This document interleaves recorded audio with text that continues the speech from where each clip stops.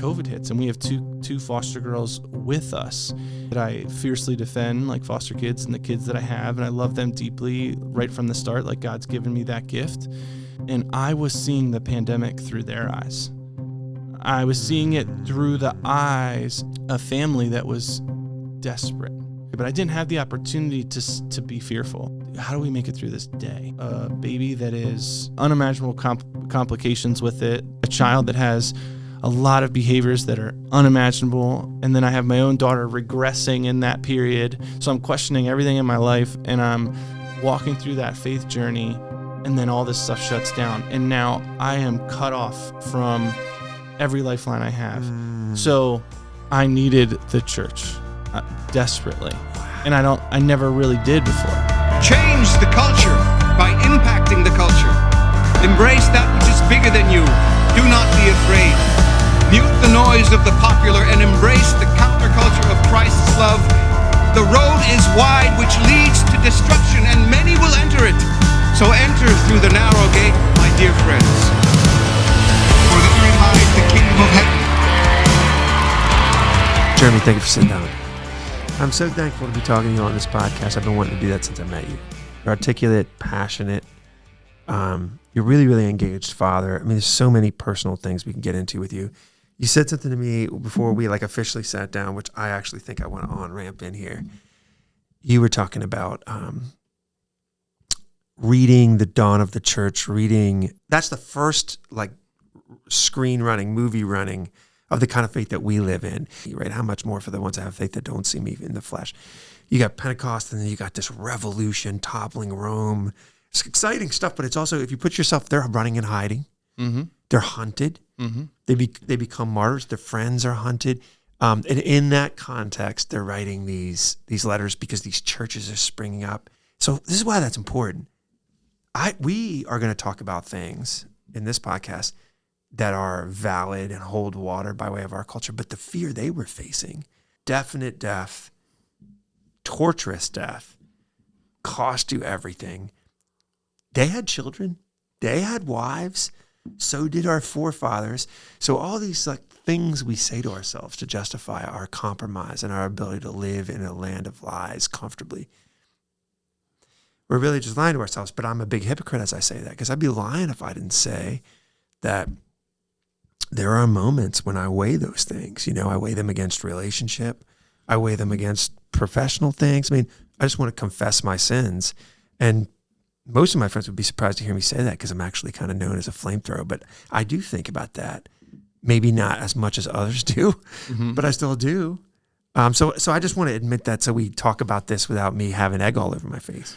My thoughts are rampant. How do I deal with this? I'm living in fear. How do I deal with this? And it's what has developed. It started as a weakness, right? I was evolving out of that anxiety. Now I still struggle with it every day, right? I'm a big Louis Giglio guy, and Louis Giglio had a book that was called. My wife would kill me for not knowing. I'll just put it right here. Something with Goliath. I was reading those books because I was trying to equip myself spiritually, physically, mentally to be able to tackle my anxiety. And I had to start to wrestle with what caused that, and what made me feel like that? How do I prevent myself from getting there? All of those things. As I was coming out of that was when we were starting foster care. And foster care is like pouring gasoline on anxiety, right? You're going to double your stress. You're going to double your sleeplessness. It builds that God muscle. People talk about that God sustains them, or that the Holy Spirit gives them strength when they don't have it, and this idea that, you hear pastors say that God gave them words. And I used to struggle with that a little bit. Too. I was and then 3 kids, 4 and under, 2 with a lot of baggage from their previous home and things like that. You're baptized by fire, and a calmness came over me, a desperation for Jesus, for that, I don't even know, that stabilizing force. And that was the only thing. Looking at you as you're saying this, would you describe this as truly coming to the end of yourself? Yeah, I mean, Is that kind of like it sounds so first world, right? Because I didn't have like there are people that get terminal ailments. There are people that are disabled. Like I didn't have that, but I would describe like where I was at as debilitated. Like I didn't see in that moment. Now I look at it and it's just a glimpse, right? But in that moment, it felt like a black hole that I wasn't going to get out of. fear enters in, and you feel like you're drowning, and you feel like you're Yeah. paralyzed, and you feel like all the fears that those things conjure up, right? Go through something hard, have something, a loss in a family, have anxiety, have some sort of physical, whatever it is that the world throws at you, right? And then now your faith is to the test. And what I saw early on in that was like, man, I'm not equipped for this. Like coming out of that, COVID hits, and we have two foster girls with us. And I have a very different perspective than a lot of people. One, because of that background with like with the anxiety, but two, I would say that I fiercely defend like foster kids and the kids that I have, and I love them deeply right from the start. Like God's given me that gift. And I was seeing the pandemic through their eyes. I was seeing it through the eyes of a family that was desperate, right? So I didn't have the opportunity. One, I was equipped from the anxiety, but I didn't have the opportunity to be fearful. I didn't have the opportunity to be afraid of a virus or anything, because for Sam and I, it was like, how do we make it through this day? Like we have a baby that is, unimaginable complications with it. I'm not equipped for this. And then a child that has a lot of behaviors that are unimaginable. And then I have my own daughter regressing in that period. So I'm questioning everything in my life, and I'm walking through that faith journey, and then all this stuff shuts down. And now I am cut off from every lifeline I have. So the church, at the time I wasn't going to Encounter, the church, I needed the church desperately. Wow. And I never really did before. And then I needed Christian friends desperately. I needed supports. I needed perspective. So while everybody else went like this and was protecting their families and were saying, masks on and all of these rules were coming out, there's all these uncertainties, and it was just fear, and every action was fear. Yeah. Right? That's right, yeah. My family was on the outside of that, just trying to claw through that. It begs the question, if you had to guess, how many families do you think fit that category? What about the mother trapped with like an abusive spouse? Yeah. She's fit in that category. Sure. And I will give you a non-Christian, really funny story that really best describes this, right? So it was in the spring when COVID happened, right? The weather was starting to get warm, but we didn't have a playground in our backyard at this time. And having these kids not sleeping at night, behaviors out the wazoo, your own kid regret, all these things, right? And you're outside playing in your front yard, and people are crossing to the other side of the street because they don't want, you know what I mean? Like you feel like you're in the Truman Show, right? And gosh, we were so desperate to get these girls tired so that because we were already trying to figure out how to handle like this baby who didn't sleep, and my wife and I were rotating and everything like that. So we decide, hey, let's go to a playground. And I'll never forget, we went up on up Lingle, and it was Manada was like where the playground was. And my wife will tell you this is like hysterical. We get up to the parking lot, and there's a fence around the playground. We're the only ones there. There's a fence around the playground, an orange fence, and it's like, hey, due to COVID, like the playground's shut down, whatever. And I just got tears in my eyes, and I'm like, this can't be. It can't be, babe. Like, we need these kids to be able to have, it was all we could do to not just collapse right there. And I said, you know what, Sam? And I pushed down the fence, and we went in and we played. And the girls, had a ball and whatever. And it was like, that's awesome. It was just an inch to keep us to the next day, right? Maybe it was a couple days later. I shouldn't say that. We went to the playground, and it was one that wasn't fenced in at the time, but we went to the playground and Rebel Black Market, knock 3 times, speakeasy playgrounds. We went to the playground, and both of us had just like cried, everything like that, and it was just, we were barely afloat.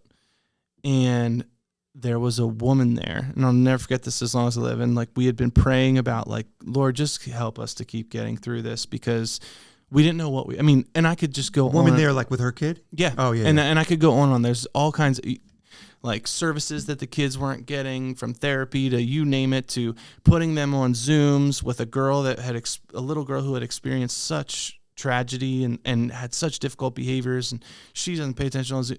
We're going through it. And this woman says like, man, you look tired. And I said, I am tired. Like, almost cried on the spot without her. And she says, oh, like, here's my kids, like, da-da-da. And I said, oh, these 2 are my foster daughters. And when she's like, wait, you're foster parents? And she's like, well, I'm a foster parent. And I'm like, wait, what? Like, whatever. And she was like, listen, if you guys like ever need respite, like whatever, like, we'll make it work. Right? And Water in a desert. So Sam and I are like, God's real. Like, this is crazy, like, and it was like, she watched our kids for like 2 hours during that time. But keep in mind, like, it sounds like now, like, so trivial, so small, like whatever. No, it doesn't, Jeremy. But in that moment, it was unbelievable. And so, yeah, like, when I talk about these things, and like we were talking about like the scriptures and stuff like that, the thing that I have struggled with was that, one, I did see it from a different perspective, right? And I acknowledge that gives me a different experience, and I'm speaking strictly from my experience, and I would like to hear it from other people, from church leaders, from like whatever. But it felt like, as believers, and like the church itself didn't know what to do in that moment. I agree with you. And the church was balancing between trying to keep people safe, which I get, if they went back, and there was a reflection on that. I'm talking about the church as a whole body. I agree with you. Everything you're saying, I agree with. The United States. Like, I believe globally, I believe that there was an element where we let fear rule a little bit there. We definitely did. 100% we did. I don't have any doubt in my mind about that. It's really interesting too. You said 2 things that like fascinated me conceptually there. The one that was really, really interesting is coming out of the anxiety. I see God's fingerprints all over that, because think of that as workout. You're getting reps with mental push to the limit. Turns out with the foster kids, I was raised with foster kids all around me, physically pushed to the limit, relationships that you love pushed to the limits. So you got, you did like a preseason for COVID on like a human level. So that's just fascinating, because I don't think that's a random thing. But then to see almost like one of those movies where they show you the same scene from like 6 different perspectives, the same crime scene. Yep. Like something explodes and you see it from the scene. I've always thought it would be very spiritually profitable to have a COVID post-op Big C church. But at the very least, the believers in your church family members, and we haven't done it, and we don't do it, and I think I know why we don't do it. Because no one wants to turn around and look at the ugliness of that. And nobody wants to stare at the relationship carnage, the knee-jerk fear, the just the herd-like mentality you saw, all that stuff. Like nobody wants to turn around and face any of that on a big picture level, let alone you and your brother and your sister and your neighbor and your friends that were severely like scarred up because of the name calling and the thing that you put your finger on, which is actually way more important than our own little squabbles. The underbelly of consequences that happened. So I grew up with foster kids. When you speak of like the unique care they need, To just cut that off might seem like you can whitewash those tombs by saying, "Oh, we're just saving lives." That's a win-loss cost analysis is what you're talking about. A kid trapped in an abusive home, I don't think he feels like you're saving lives. There was always, and we always knew that when we were walking through this, there was always this clamoring voice of validity in the closet that we shoved in there so that we could like pat ourselves on the back for being good guys, when really maybe at least 50, probably much more than 50% of us, I'm talking about believers, because how can I hold the world to this standard? We were just justifying our own emotional cocktail. That's what we were doing. And there's a lot of blame to go around, but that would be why the post-op would happen. If we were in the military and we faced a front to a war, and that war had a ceasefire and we were licking our wounds, there's no doubt in my mind that everybody involved would be like, what happened? How did it happen? What were the consequences? How do we assess where we went wrong? Where did we win? As believers, with the word of God that has a blueprint for our behavior, how are we not looking over this and being like, when the enemy and the world throws this at us again, it might be that dance might have different costumes, but it's going to sound awfully similar, right? Are we ready? Did we get the antibodies we needed? See what I mean? No. I've always wanted to know why we didn't do this. And, there's a lot of blame to go around in that question, but shame on us for not doing that, because the bride of Christ is biblically how he's moving his church forward. It's just crazy to me that awkwardness would keep us from doing something so important. And that story, that should be and is to me salt in a wound that pus needs to come out of that wound. When you're at a screen, right? Like you're not interacting with believers. You're not seeing believers. You're not seeing pain. You're not seeing pain. You're not seeing any of this stuff, right? And it's not three-dimensional. No. Yeah. No. It's not. And nothing we can convince ourselves. It's just not. Yeah. Yeah. And so it's fascinating, because I find, like, to your point, like, would we do it again? I think we would. I do too. As a culture and as the body of Christ, right? And it's fascinating, like I was talking about, like, before we started filming, one of the like podcasts I listened to, whatever, was talking about this idea that the CIA through psychology professors at universities, is well documented. And I believe it was like in the 40s, after the Second World War, like started doing these kind of like mind exercises. If you've taken like a college psychology class, you've probably heard of them. But one of them was this idea of the Milgram experiment. Have you ever heard of it? I don't know. Okay, so it was a psychologist from Yale. It was a team of people, and what they did is they basically put up like a paywall, like a cheap drywall or whatever that you could see through, and they had like a knob, right? And so just like me and you are sitting here, I would come in as the part of this study. They pay people like $4 to do a study, something like that. They would sit down, and there would be a screen in front of them, and there would be like a nozzle or like whatever, and it would go up. It had volts on it, right? And the higher you turned it up, there was a notch on it that said lethal voltage. Okay. Beside them, as they walked into this study, was this gentleman Milgram, or like one of his people that were his underlings, that would sit here, and he was in a white lab coat, stethoscope, an ID that made him, and he was announced as a physician or a doctor, an authority figure. Had authority. Right on the other side of that wall, they had an actor. They just knew that the person on the other side of the wall was not responding in the fashion that this authority figure wanted them to, and so the authority figure would instruct this person to turn the nozzle up. Okay. What they found from the study, from this Milgram experience, you can look it up, it's fascinating. What they found is that 65% of the people that came into the study and sat in that chair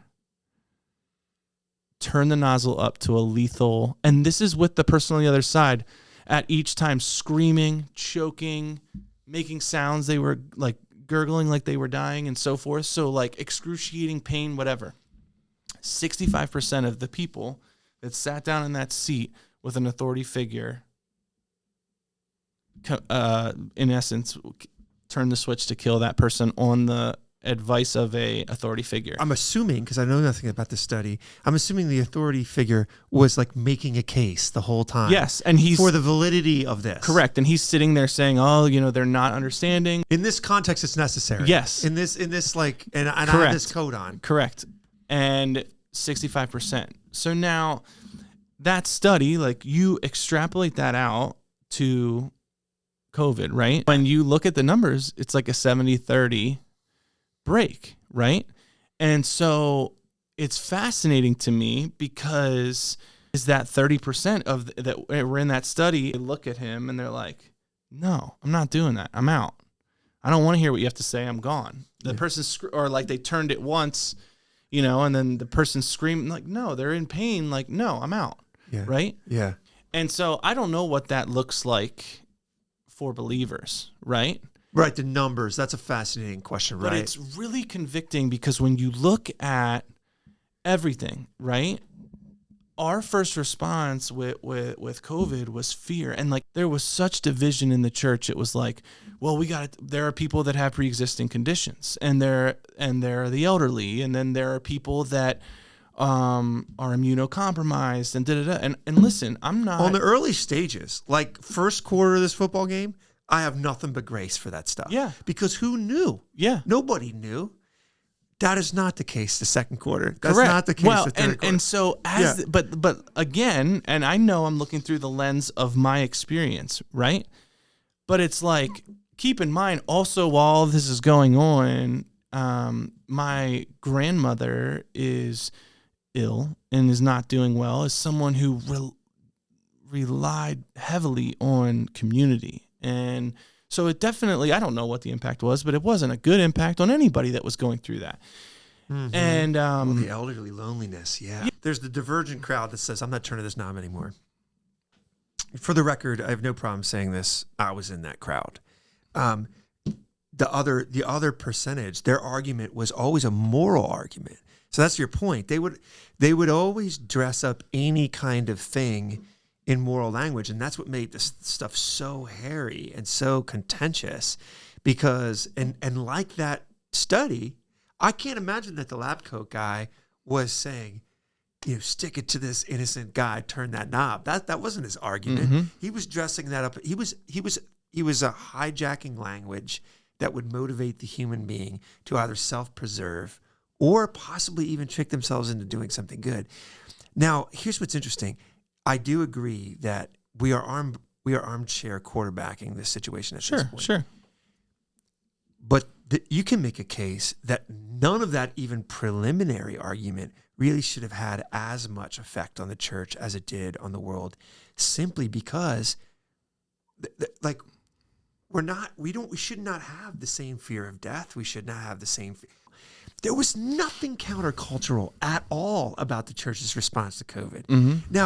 Now, many Christians to this day, I don't understand how, now that the receipts are in, but many Christians to this day will still hold down that somehow they were doing a moral thing. But should there have been no countercultural measures in the church?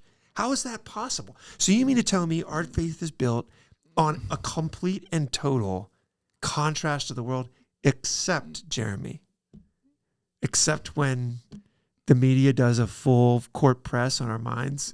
Yeah. That's the only time we're homogenous. Yeah.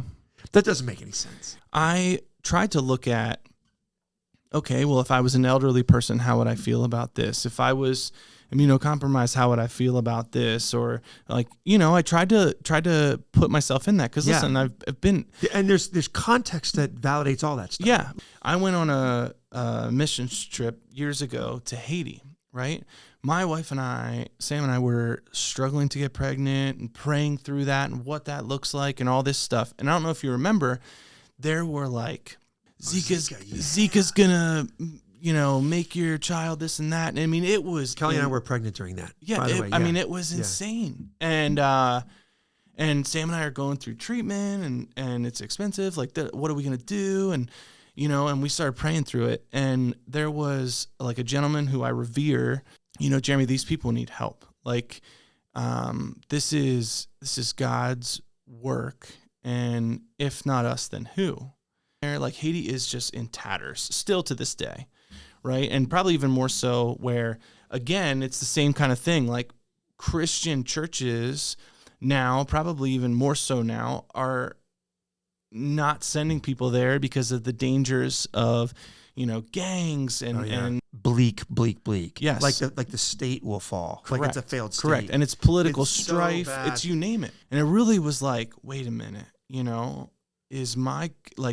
does my fear in that moment of like the news, like Zika, Right. like all this stuff, Or the desires of my heart. in the desires of my heart, like, Or on the line, maybe. or is it like take up your cross and go and help, and you're doing like the Lord's work? And it was crazy. I was so anxious going into that. And this is before all that happened. This is years before. I was so anxious. I'm like, I remember like the plane taking off, and I'm like, man, like, Sam and I are trying to get pregnant. Like, like what happens if this, and I'm going to have the Zika, like all this stuff. Right. And it was like, we landed, and I remember like I'm spraying myself with off to where I'm like drenched, cause Zika was supposed to be in mosquitoes at the time, like whatever. And I tell you what, Brock, I didn't have one bug land on me the entire time I was there. Not one. It is not a safe place. It's very scary to be there, like whatever. And I didn't have an ounce of fear in me. And wow, that's powerful. Dude. Yeah, it was out of body. People that were there, like you talked to Bob Eversole was there, like great guy. Like he would say the same thing. Now, and then I got there, and it wasn't about me. Biblically, it's so watertight. On the other side of our anxiety, on the other side of our fear, a modern example of this would be on the other side of our social awkwardness is his peace that passes understanding. We want to shortchange the jump off the cliff, the Matrix kind of moment where you, but it's on the other side of that you actually are filled with, not on the safe side of it. And that's really a powerful thing you're saying. Like in the action, in the obedience was delivered the faithfulness of your physical body, the lack of anxiety. I've talked to missionaries before. I've become good friends with this guy named David, goes to our church, and he's a Ukrainian pastor, he's a Ukrainian missionary. And he describes things like that too. Like on the other side of obedience, where like none of the math adds up, but on the other side of that obedience was like seeing miracles, seeing extraordinary things, like quantum leaps of his own faith, his family's faith. Sort of like an eternal bank account filled up to the top when the powers that be, the prevailing winds, were saying that this was going to bankrupt you. Yeah. Let's just be honest. The church failed during COVID. It just did in a host of ways. The churches that, like, I don't remember how many weeks in we were, but it was this like magical week. I don't remember what it was, where some churches opened to it. We were really early. We weren't the earliest though, but like some churches opened. Wheat and chaff, tares, and all that scripture. It was like people went like this in their church body experience. They shifted. Like people that you were in community with were just out. Mm-hmm. People you had never seen before. It was like there's like, I'm not much of a cook, but apparently there's this thing where you shake it around, and it was really like the whole church, his global church, was being put through one of those. And the hopeful part of this would be, for what reason to come? I'm in anticipation of like, what is that reason? Is he shearing up something? Because he's working. I mean, all through this thing, you couldn't live through something this apocalyptic and not see the fingerprints of God on it. Sure. But for what amazing thing did he do this? Did he prepare this? And since he's a good God and a God of mercy, perhaps this was the dress rehearsal. Sure. Maybe, right? The dress. Sure. So like if you chose to lean into his word, to lean into church family, to lean into discipleship, to shear yourself up, well, that's a good way of using your preseason. Yeah. Because the main event's coming, right? Yeah. I kind of am in that camp, and it's very hopeful for me because out of that still comes revival, transformation, brokenness, all the things I've dreamed of for years, rather than cultural Christianity, Laodicea garbage that we all know is in our midst. That's the optimist in me talking, the man of faith talking. I'm going to keep it real there, though. That's on like Monday, Wednesdays, and Fridays. On like Tuesday, Thursdays, and Saturdays, I can be in the doldrums. Yeah. I can be like, what in the world are the zombies coming? That's how the spirit in me is reading the tea leaves of this. Faith without action is nothing. Is nothing. It means nothing. Ultimately, we're vessels, right? This world is temporary, and we're vessels. All those worldly fears, they're real. I'm not saying that they're not, but our God is bigger than them. And so as like believers, it has to look different than everybody else. Yeah. It's really, Jeremy, you're a delight. Always. Thank you, brother.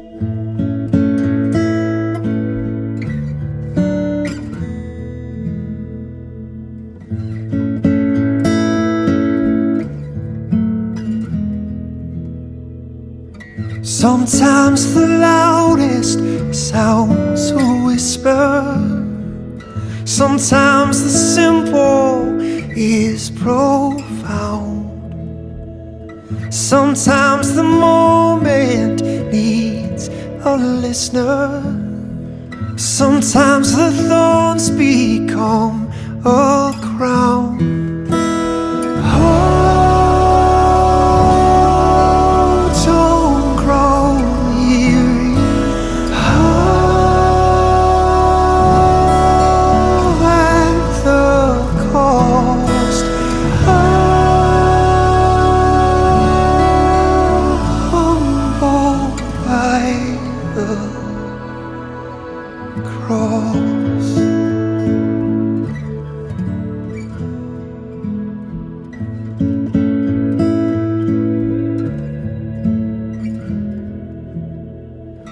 Amidst the hurried haste I hear her, cuts through the clamor and the crowd.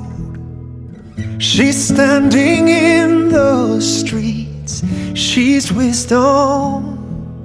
She calls out truth, she cries aloud in cross.